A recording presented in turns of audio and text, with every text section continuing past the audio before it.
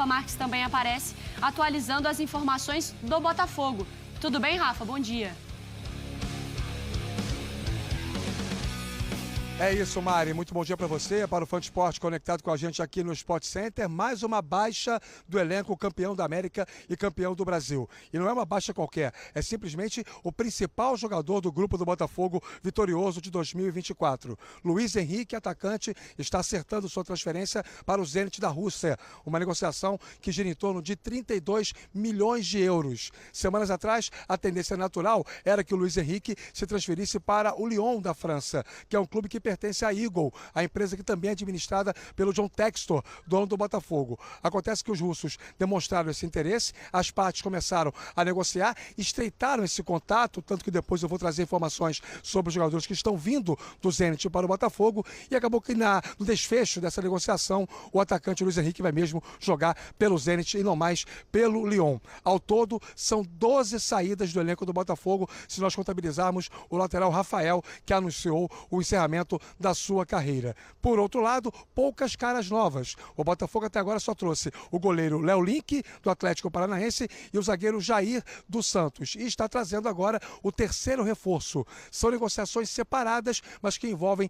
os mesmos clubes. O atacante Arthur, 26 anos, ex-jogador do Palmeiras, do Bragantino, do Bahia, acertou sua vinda para o Botafogo por 10 milhões de euros. O jogador chega para poder exercer a função que o Luiz Henrique exercia no time, atacante ali pelo lado direito. E a outra contratação é a do volante Wendel, 27 anos, ex-jogador do Fluminense. Por hora, esse jogador só viria no meio do ano, mas as duas partes estão negociando, Botafogo e Zenit, para que ele possa antecipar o retorno ao Brasil e já se apresente agora ao Botafogo para a sequência da temporada de 2025. É matemático, Mari e amigos. O Botafogo perde 12 jogadores e, contando com o Wendel, repõe com 4. Está desequilibrada essa conta e o torcedor, evidentemente, começa a ficar preocupado em relação a esse desmanche, pelo menos em termos quantitativos. Isso sem falar da busca por um novo treinador. O Botafogo é o único clube da primeira divisão que não tem um técnico contratado. E alguns nomes aparecem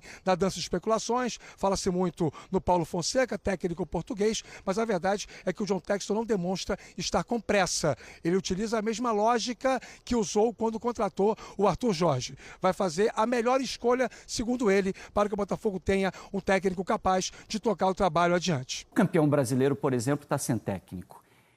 Isso sim eu acho que dá para a gente discutir. Por mais que quase seja uma fórmula de sucesso, porque o Botafogo no ano passado e no ano anterior, né, o Botafogo trocou de técnico no início da temporada, ou precisou correr atrás de técnico no início da temporada, e a temporada depois, como a gente viu ano passado, estava longe de ter sido ruim. Mas não é bom você não ter técnico, né? Eu acho que eu falei isso ontem na redação. Acho que aí tem dois problemas. A questão do Botafogo, ele está tratando o estadual como a gente está sugerindo aqui. Mas por que ele está sem técnico? Só por isso? Não, porque ele olha para o mercado e não encontra facilmente uma possibilidade. O critério de alguns clubes na escolha do seu treinador mudou muito. Antigamente a gente tinha basicamente todos os clubes brasileiros girando uma roda em que sempre os mesmos treinadores estavam assumindo os clubes. Então, era o Henrique estava uma hora no Grêmio, o Fernando estava no Cruzeiro, rolava de você enfrentar um clube que estava te pagando uma rescisão ainda. Daqui a pouco a gente trocava. Acontecia. Eu estava no Grêmio, ele estava no Atlético, o Lino estava no Santos. E agora o universo, ao mesmo tempo que esse universo se ampliou com a chegada dos treinadores europeus, especialmente portugueses, de alguns argentinos, sul-americanos, ele também ficou mais criterioso e mais restrito na escolha de times que se enxergam na primeira pirâmide, como é o caso do Botafogo. Então ele olha para o mercado, não identifica um nome que o agrada facilmente, não escolhe dentro daquela rodinha que antes acontecia e prefere esperar. Como é que a gente julga se o ano passado... Não é nem a mesma fórmula, tá? Porque o ano passado o Botafogo tentou, tinha pré-Libertadores, não deu certo, corrigiu depois com o Arthur Jorge. Mas os dois últimos portugueses que chegaram, não o Abel, que já está há 4 anos, né? O Jesus chegou no meio do ano no Flamengo, ganhou Brasileiro e Libertadores. O Arthur Jorge chegou em maio ao Botafogo, ganhou Brasileiro e Libertadores. Ô, Lossetti. Mas tem exemplos dos que chegaram e também não ganharam. Claro, porque assim, no futebol a gente analisa pelo viés da vitória. Na maioria se fez assim, deu certo. Isso. Aí tu levantou um ponto muito interessante. É ruim estar sem treinador essa altura. Não foi culpa do Botafogo, né? O treinador quis sair. é ruim estar sem treinador nessa altura do campeonato. Mas a gente critica tanto a falta de critério da contratação, a gente não pode exigir que o Botafogo seja desesperado e contrate. Então, assim, é uma coisa contraditória. A gente critica que o Botafogo ainda está sem treinador num momento crucial de preparação, de montagem de elenco, de desenvolvimento, mas a gente concorda que não pode ter pressa e critica quem contrata com pressa. Então, assim, é difícil. E a questão de fazer esse link com o ano passado, eu acho muito subjetivo, assim, é muito... É totalmente.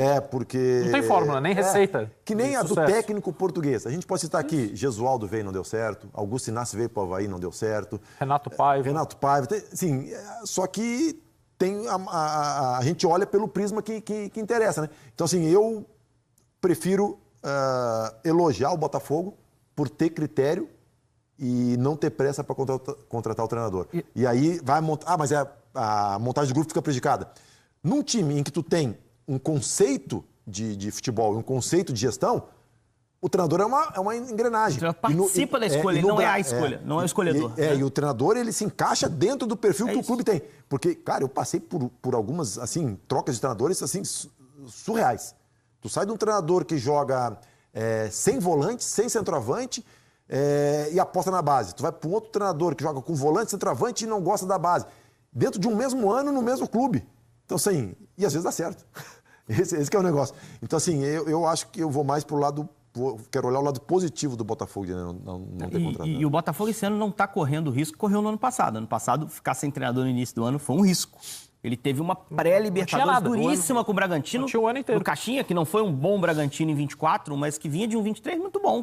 Sim. O Botafogo não era favorito naquele mata-mata e reverte, consegue passar. E o Botafogo sem está se treinador mexendo, contratado. né, Henrique? É só ver O lá. André Jardine. Não veio porque o André Jardine não topou. Não, foi é só feito um convite formal. O clube está fervendo, né? A saída do Luiz Henrique agora, né? Por mais que você questione isso, o caixa está girando. Não exatamente o do Botafogo. O caixa do grupo está girando. Luiz, e isso Almada, não faz mal nenhum ao Botafogo. Tiquinho. Porque o Botafogo faz parte disso. Tiquinho, todos eles. Júnior Santos. Eduardo, Tietê. Mas eu acho que tem uma lógica em todas as saídas do Botafogo. Tem uma lógica muito clara. Foram jogadores contratados numa janela inicial, lá em 2022, que vieram com salários titulares, mas que com o avanço do elenco não eram mais titulares. Então eram jogadores caros, em vencimento de contrato, jogadores saíram. Esses aí, o Luiz, o Almada, a gente sabia qual era o contexto, né? Essa imagem é do Luiz Henrique já se apresentando. Isso é no Catar. O Zenit está treinando lá. A imagem assinada em Doha, perdão, no Catar. Vamos botar um docinho na boca do Luiz Henrique. Depois ele vai lá fazer um friozinho. Depois ele vai lá para boa, Rússia, naquele frio. Pega esse calorzão lá. Eu lamento que ele esteja no Zenit, tá? Eu também. Por quê? Porque eu acho que o Luiz Henrique era um jogador para coisas maiores, para ambições maiores, para clubes maiores, para centros de futebol mais importantes, para campeonatos mais fortes, para continuar no nível que ele atingiu no ano passado, em evolução. Ele ainda está em evolução, ele não está pronto. Ele vai para um país em guerra que... Sem falar nesse aspecto. Sim, Aí o Wendel cumprimentando o Luiz. É bem tá vindo complicada, por né? Exato. Já é um país em uma situação... Ainda mais com as movimentações que tiveram essa semana, a questão pode a ficar gente mais... fala da guerra, ressaltando que a guerra não afeta essas cidades russas, onde ele vai jogar, para onde ele está indo, Moscou, São Petersburgo. Que é uma cidade maravilhosa. Afeta os clubes russos que estão impedidos de jogar torneios da UEFA. Ou seja, a janela dele ficou muito restrita, né?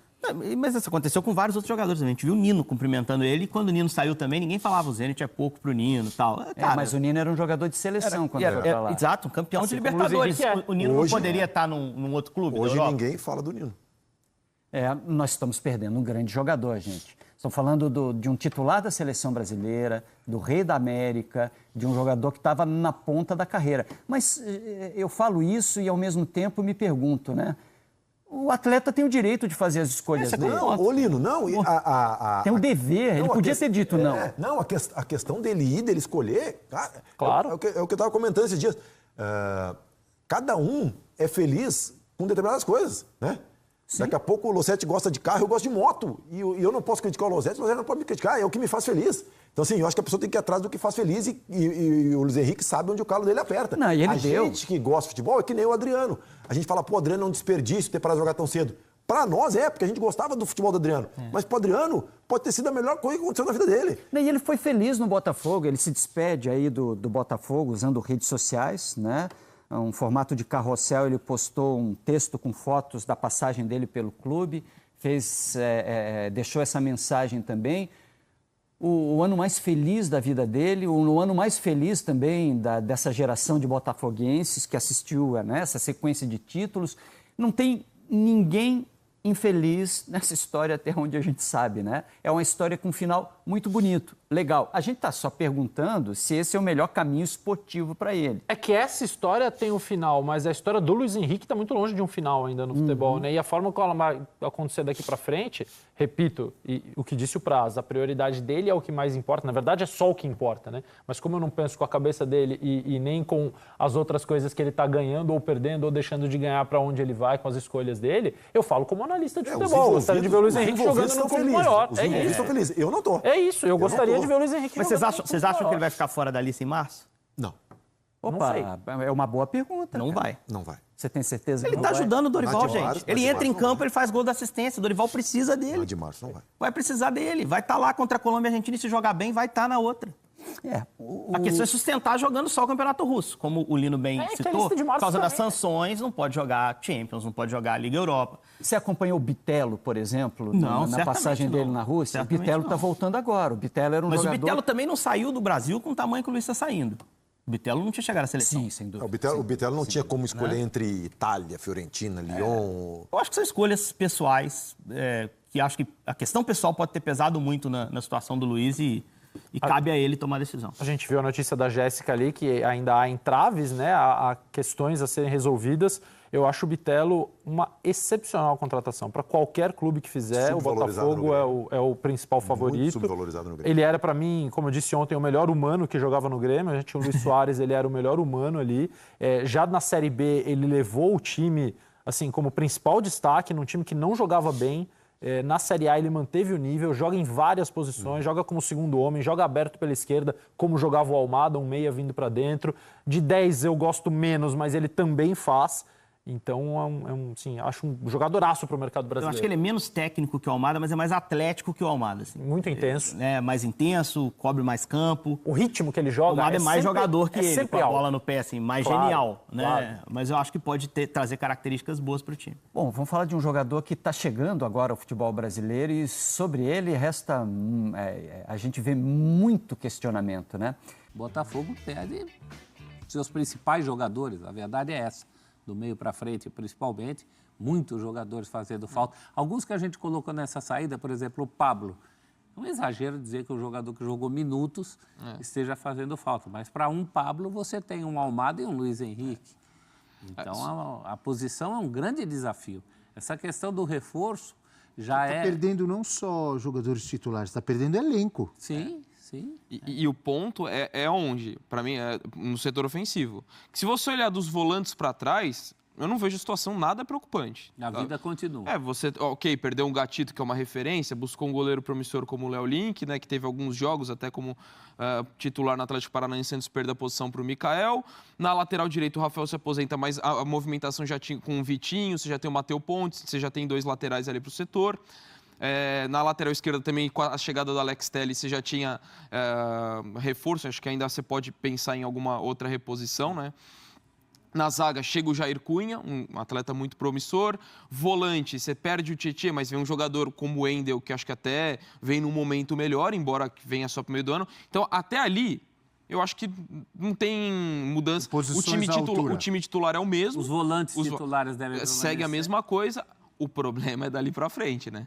Ali para frente, além de titulares que você perde, por enquanto só o Savarino e o Igor Jesus, e o Breila já lembrou agora há pouco, o Igor Jesus é um cara... Até o próprio Textor falou já de uma eventual venda dele, mas os reservas, é Eduardo, é Júnior Santos, é Tiquinho, é todo mundo.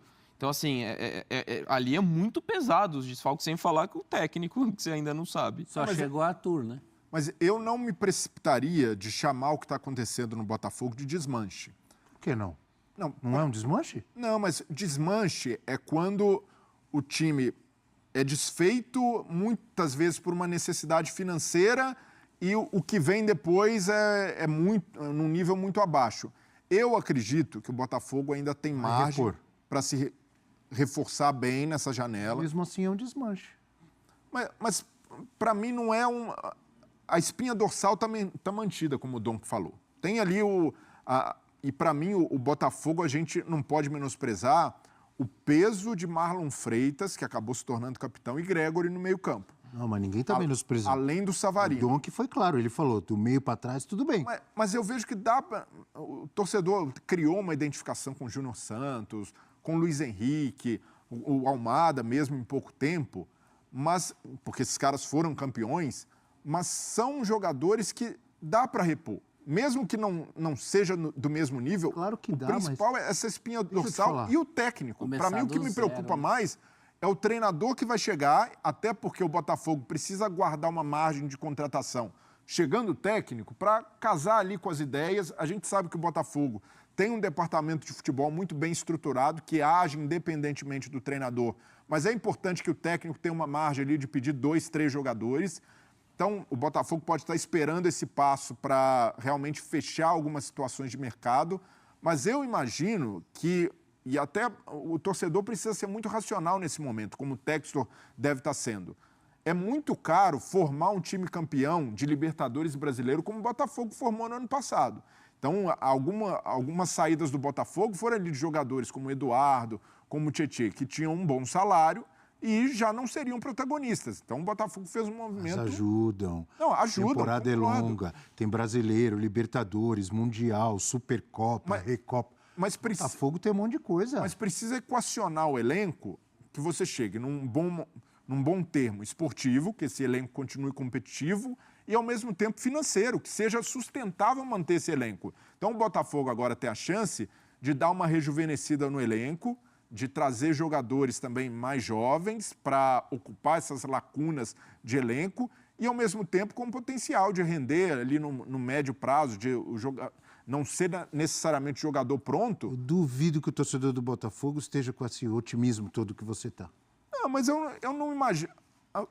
Não estou dizendo que é impossível. O Botafogo pode repor, tem dinheiro para isso, contexto. Abel. Só acho assim, vou fazer uma comparação.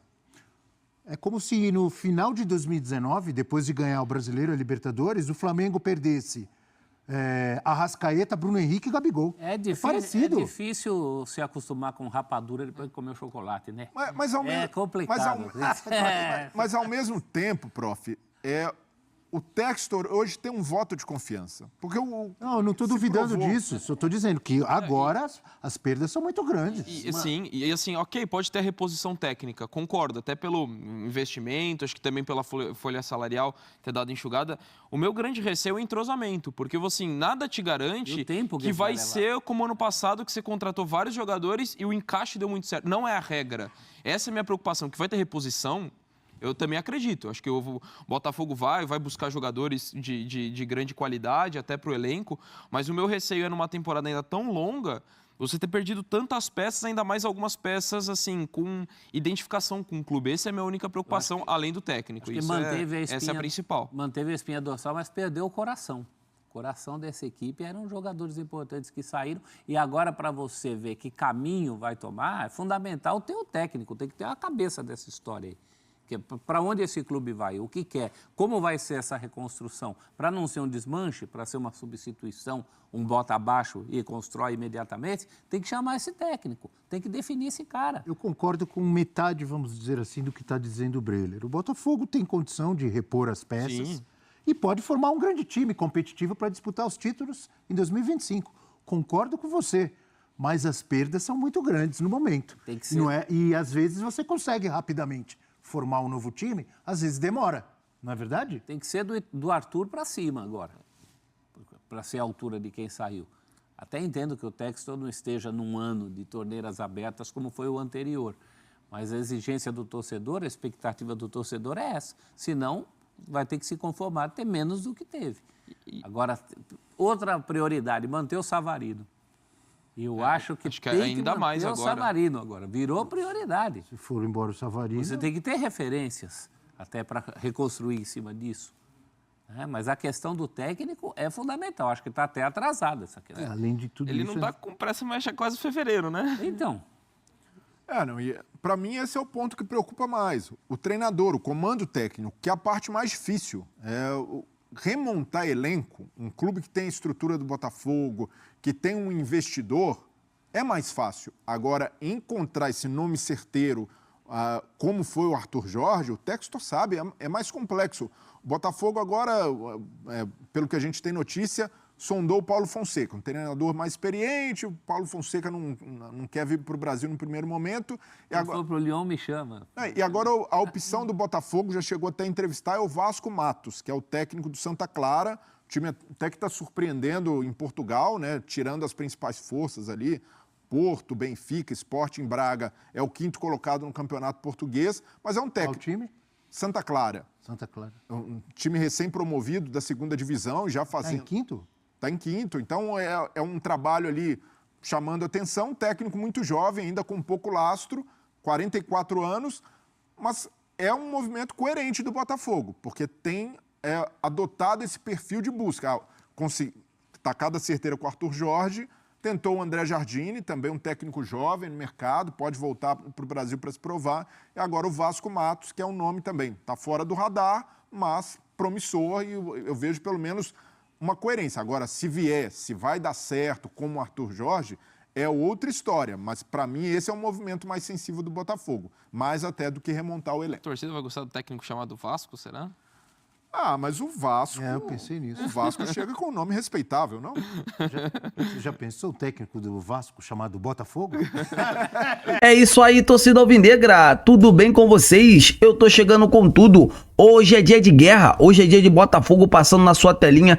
Vamos pra cima com tudo do Campeonato Carioca. Quero trazer também uma informação bombástica pra vocês. O Benjamin Roleze voltou a ser pauta na diretoria alvinegra, que acredita que esse jogador poderá jogar na função de Luiz Henrique, fazer uma dobradinha ali com o Arthur do Zenit. Então, assim, Botafogo já mira mais uma contratação. O Bitelo está praticamente acertado com o Glorioso, só falta ali ajustes salariais, né, tempo de contrato para o Botafogo acertar mais uma contratação. O Bitelo é um cara assim que se destacou com a camisa do Grêmio, ele é muito veloz, né, ajuda muito a equipe dentro de campo e sem sombra nenhuma de dúvidas seria um reforço muito bom para o Botafogo nessa temporada. E é claro, o Talisca entrou na pauta de John Textor, que vê no Talisca esse cara para ser o substituto ideal de Luiz Henrique. Então, ou seja, o Arthur, o Benjamin Roleze chegaria para jogar ali na função do Thiago Almada e o Talisca chegaria para ser o substituto ideal de Luiz Henrique. Eu vou falar uma coisa para vocês, Talisca joga muita bola.